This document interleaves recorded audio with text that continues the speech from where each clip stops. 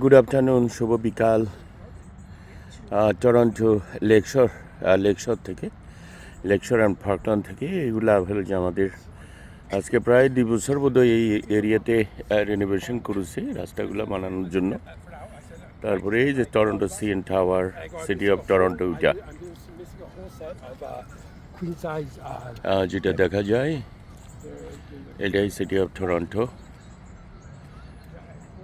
হ্যাঁ, তারপরে আমাদের অন্টারিও লেক, এখানে মানুষ হাঁটে, ঘুরতে আসে, ওই যে পালতলিয়া নৌকা চালায়, মাঝিরা গান গায়। সামারে যাদের এই জাতীয় বোর্ড আছে ওরা নিয়ে আসে এবং করে বোর্ড চালায়। এই যে ফ্যামিলি বাচ্চা নিয়ে আসতেছে। এই যে আমাদের এই যে আপেল গাছ, যদিও ভাই আপেল নর্মালি খায় না কেউ, বাট এই যে আপেল গাছ।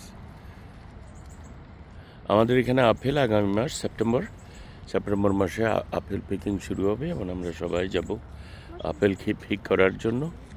হ্যাঁ,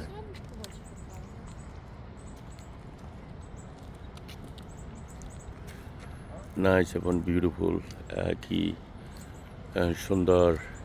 যে এই যে পাথর দিয়ে পাথরগুলোকে ভেঙে অন্য জায়গার থেকে এখানে আনি, এই যে পানির বা ভাঙে যাওয়া প্রোটেকশন যে করেছে, একটু চিন্তা করলেই অবাক করার বিষয়। কারণ অনেক এগুলাতে অনেক হাজার ইভেন কি মিলিয়নস অফ ডলারের ব্যাপার।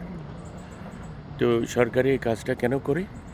সরকারি এই কাজটা করে এই কারণেই যে সরকার জনগণকে দেয়, জনগণও সরকারের উন্নয়নের জন্য। আমরা যারা কানাডার অধিবাসী বা আমেরিকান বা অস্ট্রেলিয়া, নিউজিল্যান্ড বা পশ্চিমা যে কোনো দেশে যারা থাকেন, আমরা এখানে ট্যাক্স দিই।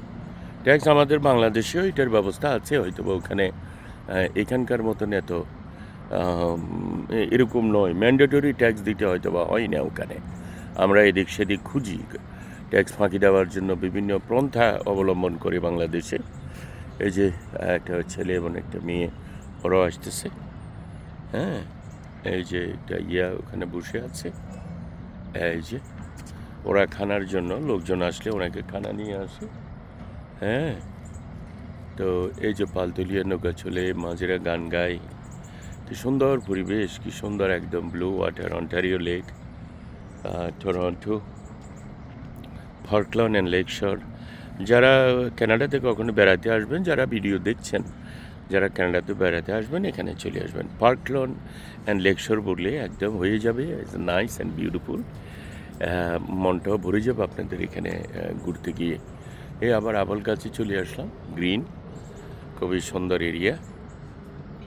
হ্যাঁ, তো এ পর্যন্ত রইল। আমি টরন্টো লেকশর অ্যান্ড ফার্কল্যান্ড থেকে আমি জামালউদ্দিন মিন্টু।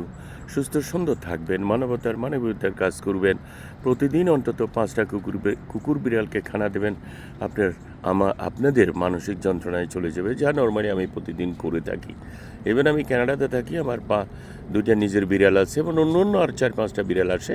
আমি ওদেরকে ডেলি 3 বার আমি খানা দিয়ে থাকি। এখানে আমি যথেষ্ট শান্তি পাই। ধন্যবাদ সবাইকে, বাই।